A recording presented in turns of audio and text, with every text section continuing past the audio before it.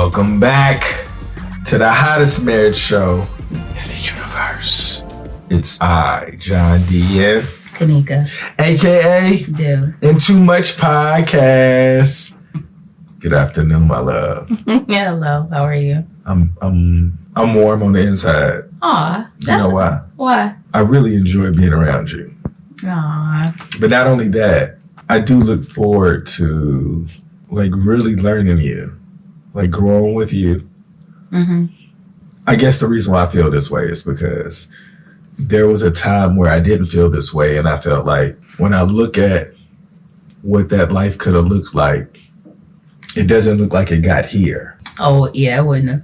I know, that's what I'm saying. My mindset is just totally different. So I just so happy I get to do this, found ways to improve the previous day with you every day. Aw. I know it'd be sounding like mushy, but I be really blessed on the inside. I be feeling warm.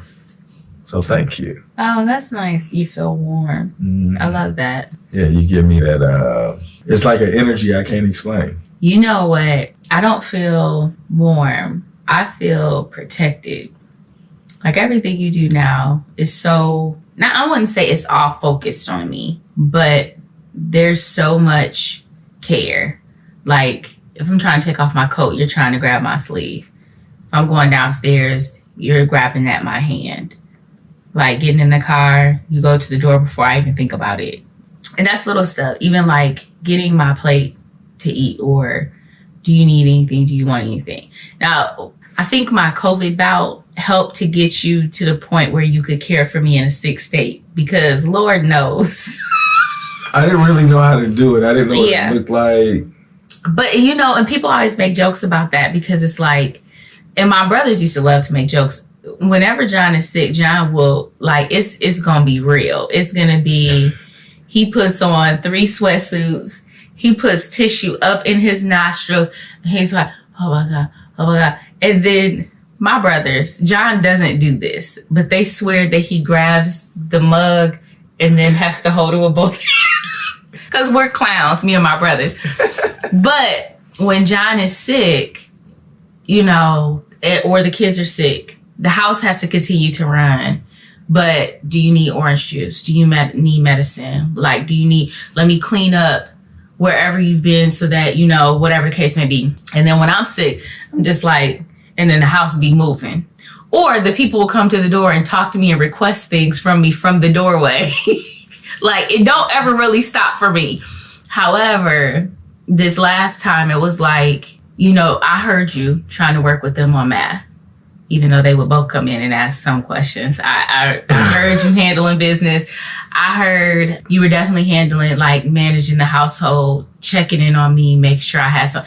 And I can't say that I always have had that. So I love that living this life with me, you have a warm feeling about it. That's beautiful. Yeah. And I would say that I feel like your arms are always around every part of me. I'm trying. If they're not at any point, I just didn't know, or I was just absent-minded. So I hope that if there's a moment that you feel where is he? And I'm not there, it's because I just didn't know. It's not I'm going to make her mad with this one. I feel like she's been getting too much. Oh no, I don't think. Let's starve her out a little bit. Yeah, I don't think you would take advantage. That's what I'm saying. So I think the problem is when a lot of guys think that women will take advantage of them. And I think that other people's opinions will say that somebody's taking advantage of them. I wouldn't do all of that. I don't know anybody who would do that. So she's taking advantage of you. But I'm doing this because, to me, I'm doing it because it makes you happy. And it's not it's not compromising me at all. If I don't do this, it's it's not going to make me happier. But if I could do this and it's no problem, why the heck wouldn't I want to find a way for you to feel just another happier step in your life? Mm-hmm. You know what I'm saying? And I think a lot of times in relationships, people are comparing to what other people has done to them, hasn't done to them, and they just don't know what it's supposed to look like. So with me, regardless if anybody says, I wouldn't do all that That's the reason why you're not in this relationship, because I'm the one built for it. And I want you to feel the way that I do at some point, where you feel warm. I know the protection, like I want you to feel that too. You know what I'm saying? And I know you weren't always protected in so many different ways, but now, like, I'm looking to fix those blind spots I had in this relationship. And I feel like now, like, you're open to telling me, like, hey, I need my back covered. And I'm like, okay, you know what I'm saying? So I'm more open-minded to filling those spots I didn't know about. So that's why I'm so blessed that we're here. True enough. Do you think that, so, you know, when you're talking about taking advantage of, so if now I'm used to you doing certain things, and now I'm expecting not just you to do this, but it to carry on into other things, when does it start to look like somebody's taking advantage? It's like we're looking at a behavior and we're expecting it to continue and expand into other things. So how is it taking advantage? Why would someone think that? If I'm doing it and I'm complaining about it, okay, and like you're not grateful enough for me to feel like I should keep doing it. Oh, so is it the idea of continuing to show that you're grateful for whatever this person is doing? So no, I don't really care if you're grateful or not. I feel like your happiness shows me that you're grateful. Okay. Like some people feel like they want to be like, they want it returned. They want it reciprocated. I'm doing this because it makes you happy. That's it. I'm not doing this to get anything other than you being happy, because your happiness to me, I feel like, is the goal. A happier you creates a better product, right? So that's what it is. So if it becomes an expectation that you do something, I think that it's only right to continue to show appreciation for it, even if it's an expectation. Like, even if I got into the point where I expected you to open the door for me, and it's second nature, he's going to be here to open the door for me, I should still say thank you. Absolutely. When you do it.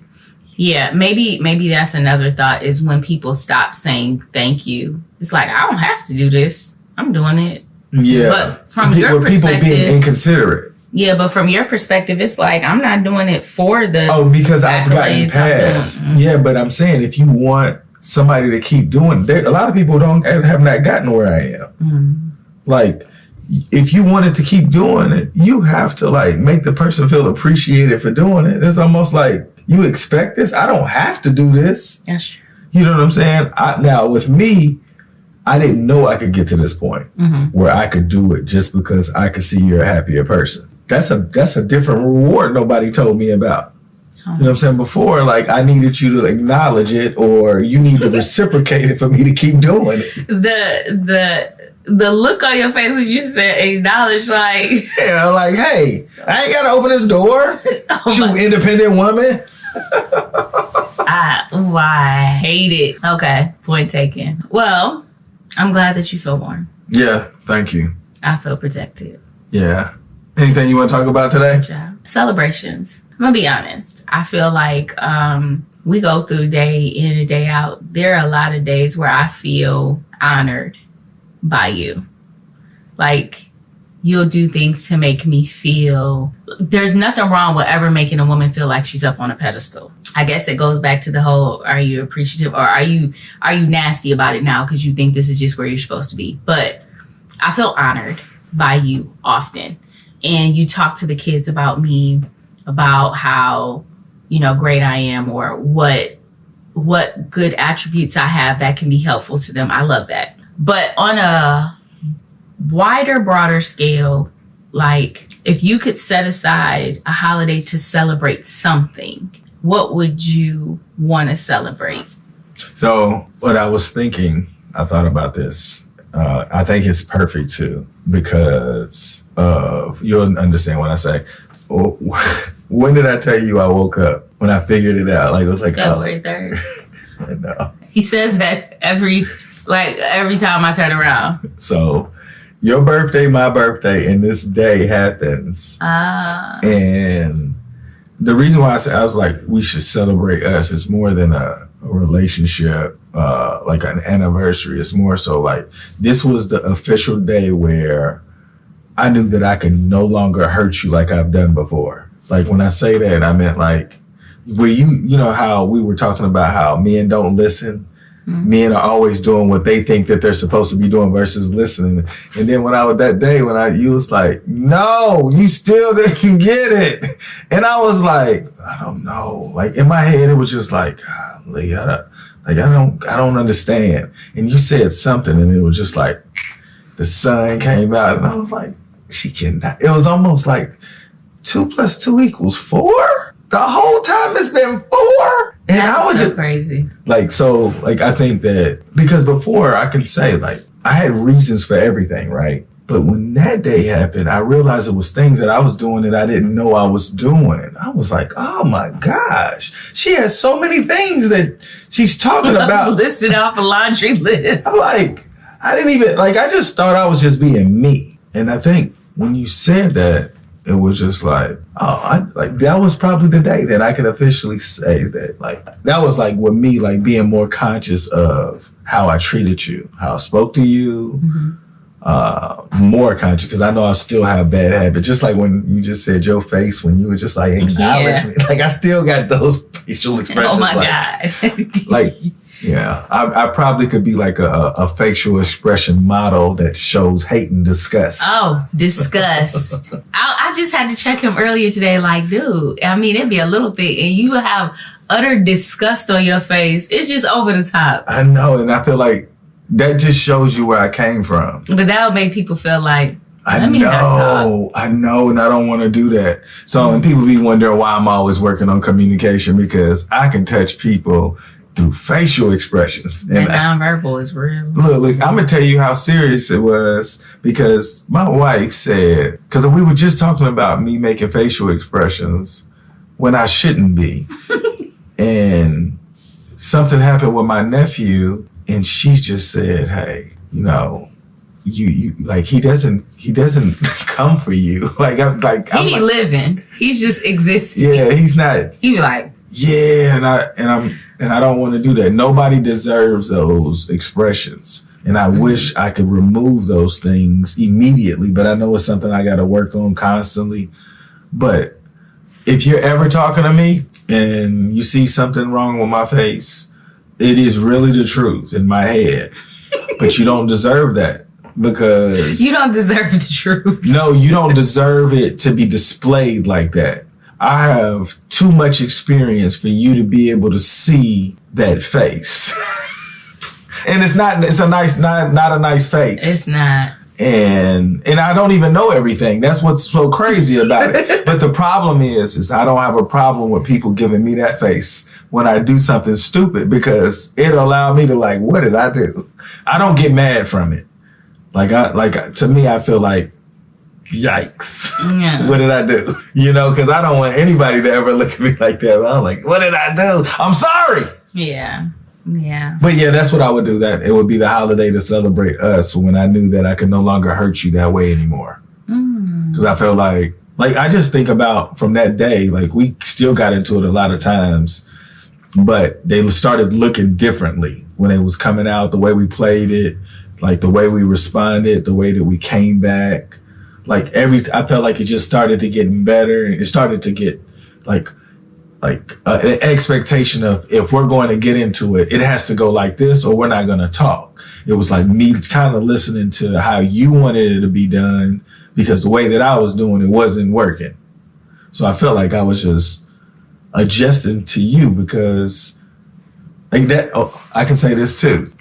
It was like around the time where I feel like I kind of understood you. It was like, John, I'm not trying to hurt you on purpose. And I couldn't understand that, because I felt like when you did things, I was like, you was doing it on purpose. And then it was like, why would she do it on purpose? And I could not understand that, because I feel like, why do I feel this way? The only way I feel this way is because somebody did something on purpose. And I think that was my problem. But that helped during that moment. I was like, I think I became vulnerable to you. I think it's fun. I don't remember this conversation. I remember when you're talking about, I had a laundry list of things. I don't remember exactly what I said, but I could agree. After that, I told a cousin one time when she was dating this guy, I said, you have to think of it as you're in a canoe and y'all are both pedaling. You have your oars or whatever. If he's not pedaling and you are, y'all are just going to go in a circle. You're just going to stay wherever you are, and you're maintaining everything. They just there. But the fact that they choose not to move or to be stagnant, they're making a decision to keep you there, right? But if they get to a point where they're willing to grow as well, then you get to go somewhere. Then you get to go further. You get to farther. You get to go farther than you had before. You're no longer in this circle. And I kind of felt like we were staying in this one spot because you had decided this is where we're going to be. And this is how I want it to go. So this is where we're going to be. So regardless of what I wanted to do, I could pedal. I could try to create waves or whatever, but I was never really going to get anywhere unless you were going to be there with me, rowing with me. But I could tell you this, though. I didn't think that I wasn't moving. I know. You were where you were comfortable. I thought we were still growing. Space. No. But so from this perspective, but see, you thought we were growing, but you were very much so controlling the situation. I won't disagree. Disagree. Yes, you set the tone. Yes. And I'm wrong. I'm not saying that. I'm just saying you set the tone, and it didn't matter if I wanted to change. You said this is how it's going to be. Yes. And so regardless of whether I wanted to row or not, we weren't going to go anywhere until you decided that the situation can change now. And so when that time came, and it's weird because we had similar conversations to that multiple times in the months before that, going back and forth. And for some reason, that day was the day you were like, wait, what? I just now heard what you were saying. And then it was like, you were like, okay, I'm going to pick up this. So now we can do it together. Because before it was like, we're going to do it how I want to do it. This is what I want. And we weren't going to go anywhere that you didn't want to go. I can only say that I probably just wasn't listening. I understand. And I thought I was, though. I understand. And wherever my words were that day, they were effective that day, and they just weren't effective the previous days. And that's fine. But I will say that I recognize that our marriage completely changed after that, where it felt like we were going in a direction, and it wasn't just me sitting there being, subject to whatever your will was at the time. It really felt like you stepped back and was like, oh, okay, we can, like, let me use the